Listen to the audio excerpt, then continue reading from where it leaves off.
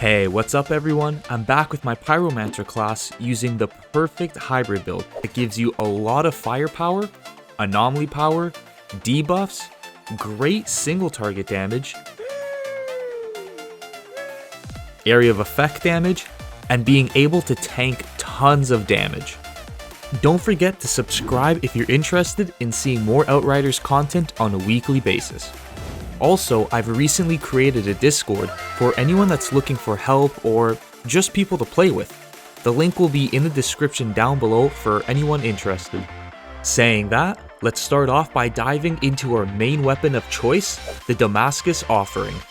The reason I went with this weapon is because of the desired attributes it comes with, offering damage with crit damage and status power, also giving me healing with skill life leech since this is a hybrid build.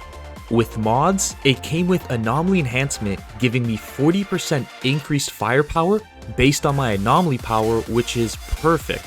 So all I had to do was slap on Dark Sacrifice to really beef up this weapon's damage output.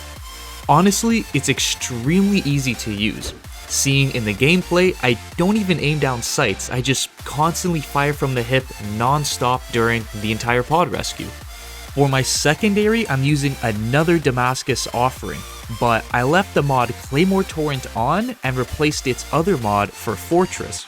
You're going to be swapping to your secondary Damascus Offering whenever you run out of volcanic rounds on your primary one. The reason you'll want to switch is because the mod Fortress is going to boost all of your sources of damage by 30%, give you a 30% armor and resistance buff, and also the first mod Claymore Torrent's damage output. This weapon setup is just going to be used whenever volcanic rounds goes into cooldown, and the cooldown for it isn't that long either. So you'll only be using this weapon setup for a short amount of time before switching back to the primary Damascus Offering and activating volcanic rounds again. That's everything for the weapons, so let's move over to the armor I'll be using. First up is my headpiece. I went with the helmet of the Ikari that comes with the desired attributes of anomaly power, skill life leech, and status power. With the mods, I left Fire Tsunami on, which increases the width of Heat Wave, making it easier to hit more enemies. So I swapped out the second mod for Bloodlust, which increases my firepower for every kill, stacking up to 3 times. Just for some added firepower damage, which will be really easy to acquire. Going to the chest piece, I went with the Armor of the Ikari again, that comes with the attributes of Anomaly Power, cooldown reduction, and skill life leech. It came with the mod Tidal Wave, just giving me an extra heat wave to use, so I exchanged the other mod for Strength from Fire, which is going to increase my weapon damage for every enemy hit by the skill heat wave.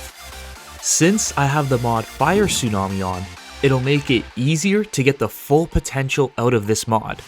Next up is the third piece of the Ikari set, the legs, giving me the set active bonus of increasing my anomaly power by 50% for each enemy hit by the skill heat wave, which is going to be huge for not only my anomaly damage, but also my firepower because of the mod anomaly enhancement that's on my weapon. It has the exact same attributes as my chest piece, and also comes with a really great mod Anomaly Echo, increasing both my firepower and anomaly power whenever I activate a skill. The second mod I swapped out for Captain Hunter for some extra all-around damage to elites. With the gloves, I went with whatever purple rarity with the attributes of anomaly power, status power, and cooldown reduction. For the mods, I chose Ride the Wave for an additional heat wave, giving me 3 of them to use before the skill goes on to cooldown, and Bullet Kindling for increased damage to enemies afflicted by burn, which is going to be everyone. Last up are the boots with the same idea as the gloves, any kind of rarity with the exact same attributes. When I chose these mods, I went with Burnout, so enemies hit by Heat Wave take increased damage from any sources, and Branded to increase the damage a single enemy takes by 40% when hit with the skill Thermal Bomb. mainly being used to increase my damage on tougher enemies just to get rid of them faster. That's everything containing the weapons and armor, so let's jump over to the skills now. For my first skill, which is Heat Wave, there's a lot of reasons why I picked to use this skill, so let's go over all of them.